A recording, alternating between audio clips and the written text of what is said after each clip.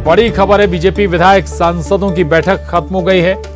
विधायक सांसदों को ओम माथुर का दो टूक जनता के बीच जाकर काम करने के निर्देश दिए हैं। जनता के साथ खड़े होने की नसीहत दी है विधायकों सांसदों को।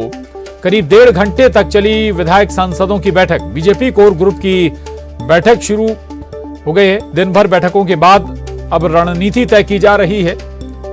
प्रभारी ओम माथुर बैठक ले रहे हैं।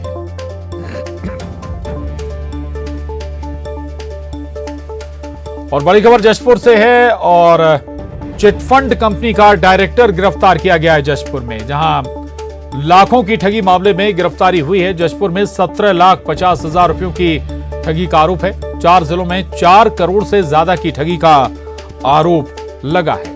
आरोपी दिनेश सैनी की मध्य प्रदेश से गिरफ्तारी हुई है। कुनकुरी पुलिस की कार्रवाई है।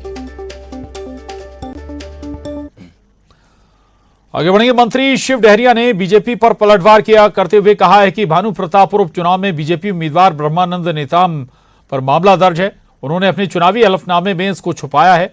बलात्कार के आरोपी को टिकट देना बीजेपी के लिए शर्म की बात है। इसके साथ ही उन्होंने तंज कसते हुए कहा कि ओम माथुर के छत्तीसगढ़ में आने से कोई चमत्कार नहीं होगा। छत्तीसगढ़ के मंत्री शिव डहरिया मेरे साथ हैं। सर, भानु प्रतापपुर में उपचुनाव चल रहा है।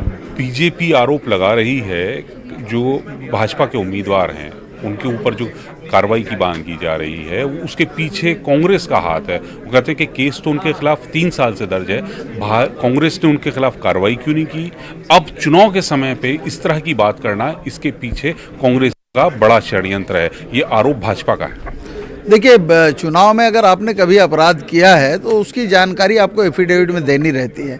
हमारी मांग यही है, आपके खिलाफ बलात्कार के आरोप लगे हैं, पॉस्को एक्ट के धाराएं आपके खिलाफ लगी हुई है, तो आपके शपथ पत्र में चुनाव में जो होता है उसमें इसकी जानकारी दिया जाना चाहिए था। और नहीं दे रहे हैं तो निश्चित रूप से आप दोषी हैं, आपके खिलाफ कार्रवाई होनी चाहिए।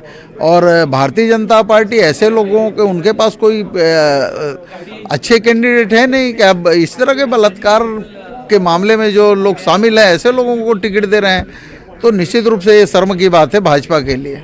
तो क्या सर, जैसे आप कह रहे हैं कि उन्होंने जानकारी छुपाई है, तो क्या कांग्रेस मांग करती है कि उनका नामांकन ही रद्द कर दिया जाए? निश्चित रूप से प्रावधान है और हमारे कांग्रेस पार्टी के कार्यकर्ताओं ने या नेताओं ने चुनाव आयोग के लिखित में दिया है कि जो जानकारी उन्होंने छुपाई है उसके खिलाफ कार्रवाई होनी चाहिए।